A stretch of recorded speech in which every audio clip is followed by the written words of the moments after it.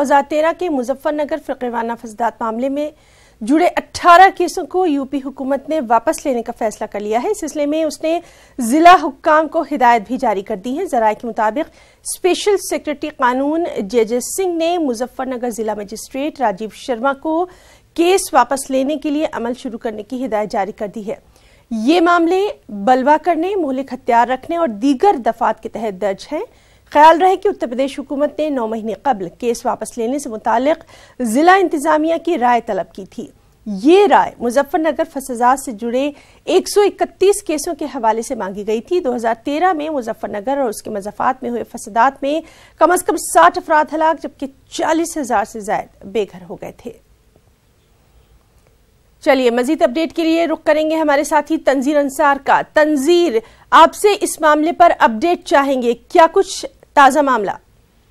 जी ना, देखिए इस मामले में ये जो जितने फसाद का जो 2013 में मुजफ्फरनगर फसाद हुआ था, इसमें जो भी मामले दर्ज हुए थे उनमें से 125 मामलों को लेकर गुज़िश्ता फरवरी में खाप पंचायत के चौधरी और डॉक्टर संजीव बालियान जो कि रुकन पार्लियामेंट है मुजफ्फरनगर से, इनकी क़यादत में ये लोग गए थे और योगी आदित्यनाथ से वजीर आला से मुलाकात की थी और ये सिलसिला तब से शुरू हुआ था। उसके बाद से ही महकमा कानून जो है उसने जानकारी मांगी थी यहाँ पे एडमिनिस्ट्रेशन से और ये 125 मामलों में अब जो 18 मुकदमों को वापस लेने की कार्रवाई शुरू हुई है, उनमें जो फुगाना थाना है और भौरा कला थाना है उनसे जुड़े ये मामले हैं। आगजनी, तोड़फोड़ और लूटपाट के ये मामले हैं।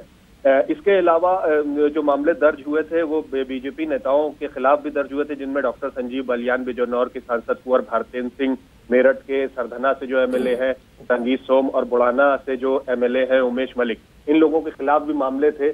साध्वी के खिलाफ भी मामले, प्राची के खिलाफ भी इस फसाद से जुड़े हुए मामले ये दर्ज किए गए थे। इनमें से जिन 125 मामलों को लेकर गुज़िश्ता साल से ये कार्रवाई शुरू की गई है और जिसके मामले में जानकारी मांगी गई थी, उनमें बहुत से मामले जो हैं वो बीजेपी लीडरान से भी जुड़े हुए हैं। लेकिन ये जो 18 मामले जिनको वापस लेने की बात की जा रही है और कार्रवाई इसमें शुरू की गई है, कहा यह जा रहा है कि इनमें से कोई भी मामला बीजेपी लीडरान से जुड़ा हुआ नहीं है। ये उन थानों में दर्ज हैं जो फुगाना में और भौरा कला में लूटपाट के मामले दर्ज हुए थे।